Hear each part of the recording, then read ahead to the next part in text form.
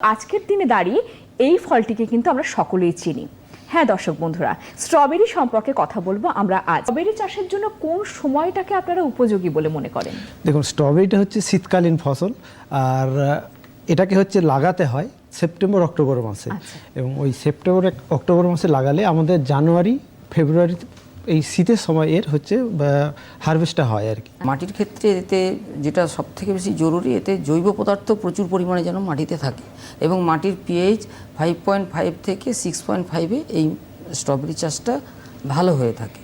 আর যেখানে উপযুক্ত জল নিকাশি ব্যবস্থা থাকতে হবে। স্ট্রবেরি এমন একটা ফসল যেখানে যদি বেশি জল হয়ে যায় তাতেও সমস্যা হয়, আবার যদি কম জল হয়ে যায় এটা শুকিয়েও মারা যায়। আমাদের ওয়েস্ট বেঙ্গলে আমি যেগুলো করে সাকসেস হয়েছি, তো সবের প্রথম যেটা সব থেকে প্রোডাকশন মানে ভালো যেটা রেজাল্ট আসছে যে সুইট চার্লি, তারপর উইন্টার ডন এবং ক্যামারোজা আর ফেস্টিভ্যাল। আচ্ছা, এই চারটি জাত আপনি মোটামুটি এইগুলো সব থেকে রেজাল্ট ভালো। যে নিম তেল 10,000 ppm, মানে যেটা ভেষজ, হ্যাঁ 10,000 ppm 2 ml প্রতি লিটার জলে গুলে স্প্রে করলে ভালো ফল পাওয়া যায়।